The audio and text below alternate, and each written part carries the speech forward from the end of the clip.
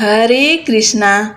छोटी दिवाली, जिसे नरक चतुर्दशी या काली चौदस भी कहा जाता है, यह एक महत्वपूर्ण हिंदू त्योहार है।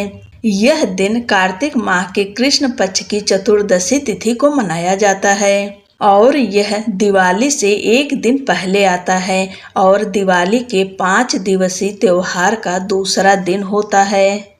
इस दिन लोग दीप जलाते हैं, पटाखे फोड़ते हैं और मिठाइयाँ बांटते हैं, जिससे दिवाली की खुशियाँ शुरू हो जाती है। ऐसा माना जाता है कि छोटी दिवाली के दिन नकारात्मक ऊर्जा को दूर किया जाता है और सुबह जल्दी स्नान करते हैं, देवताओं की पूजा करते हैं। इस दिन भगवान कृष्ण की पूजा की जाती है और उन्हें भोग अर्पित किया जाता है। इस साल 2025 में छोटी दिवाली 19 अक्टूबर दिन रविवार को मनाई जाएगी और इस दिन यम का दीपक निकाला जाता है, यमराज की भी पूजा की जाती है और साथ में कथा सुनते हैं। आइए हम सब मिलकर नरक चतुर्दशी व्रत कथा का श्रवण करते हैं। पौराणिक कथा के अनुसार भगवान श्री कृष्ण अपनी पत्नियों के साथ द्वारिका में रहते थे। एक दिन देवराज इंद्र भगवान कृष्ण के पास आए और कहा कि हे कृष्ण, दैत्यराज भौमासुर के अत्याचार की वजह से देवतागण त्राहि त्राहि कर रहे हैं।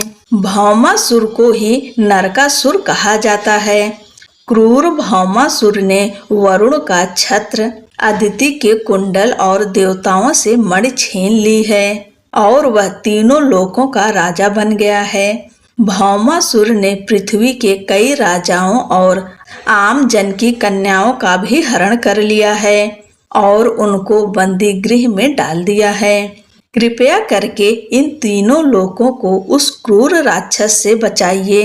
देवराज इंद्र की बात सुनकर भगवान श्री कृष्ण अपनी पत्नी सत्यभामा के साथ गरुड़ पर सवार होकर प्राग ज्योतिषपुर पहुँचे, जहाँ क्रूर भौमासुर रहता था। भगवान कृष्ण ने पहले अपने पत्नी की मदद से मुर नामक दैत्य के साथ उसके 6 पुत्रों का वध कर दिया। मुर दैत्य का वध हो जाने पर समाचार सुनकर भौमासुर अपनी सेना के साथ युद्ध के लिए निकल पड़ा।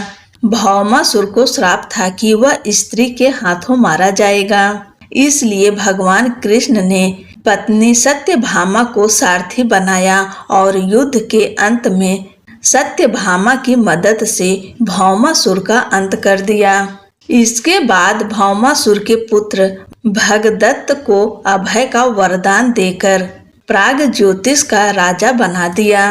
भगवान कृष्ण ने जिस दिन भौमासुर का वध किया था, उस दिन कार्तिक मास के कृष्ण पक्ष की चतुर्दशी तिथि थी, इसलिए इस तिथि को नरक चतुर्दशी के नाम से जाना जाता है। इस दिन भगवान कृष्ण ने न सिर्फ नरकासुर का वध किया, उसकी कैद से लगभग 16,000 महिलाओं को मुक्त भी करवाए थे। इसी खुशी के कारण उस दिन दीपक जलाए गए और चारों तरफ दीपदान किया गया। नरकासुर की मृत्यु के बाद भगवान श्री कृष्ण के शरीर पर पड़े रक्त के छींटे को साफ करने के लिए उन्होंने स्वयं तेल से स्नान किया था। यही वजह है कि तब से इस दिन हमेशा शरीर पर तेल लगाकर स्नान किया जाता है और उबटन भी लगाते हैं। नरक चतुर्दशी के दिन सुबह सूर्योदय से पहले अपने शरीर पर तेल मालिश करें, उसके बाद स्नान कर लें। बोलो भगवान कृष्ण की जय। अब दूसरी कथा सुनते हैं। पूर्व काल में रंतदेव नाम के राजा हुआ करते थे। वे बहुत धर्मात्मा व दानी थे। वे अपने पहले जन्मों में भी धर्मात्मा दानी थे। पूर्व जन्मों की भांति ही इस जन्म में भी राजा ने बहुत दान धर्म किया तथा दान धर्म से बहुत पुण्य अर्जित किए। जब उनका अंतिम समय आया तो यमराज के दूत उन्हें लेने आए और राजा को लाल लाल आंखें दिखाकर बोले, राजन, नरक में चलो, तुम्हें वहीं चलना पड़ेगा। यह सुन राजा घबराया और उन दूतों से नरक में जाने का कारण पूछा तो यमदूत ने बताया, राजन, आपने जितने भी दान पुण्य किए हैं उसे सभी जानते हैं, पर आपसे जो पाप हुआ है वो केवल भगवान और धर्मपाल ही जानते हैं। राजा बोले, उस पाप को मुझे बताओ ताकि मैं उसका निवारण कर सकूं। राजा दंतदेव के पूछने पर यमदूत ने बताया, एक बार तुम्हारे दरवाजे से एक भूखा ब्राह्मण बिना कुछ प्राप्त किए भूख से व्याकुल वापस चला गया था, जिस कारण तुम्हें नरक में जाना पड़ रहा है। यह सुनकर राजा रंतिदेव ने यमदूतों से विनती की कि मेरी आयु 1 वर्ष और बढ़ा दी जाए। इस विषय को दूतों ने बिना सोचे विचारे स्वीकार कर लिया और राजा की आयु 1 वर्ष बढ़ा दी। यमदूत चले गए।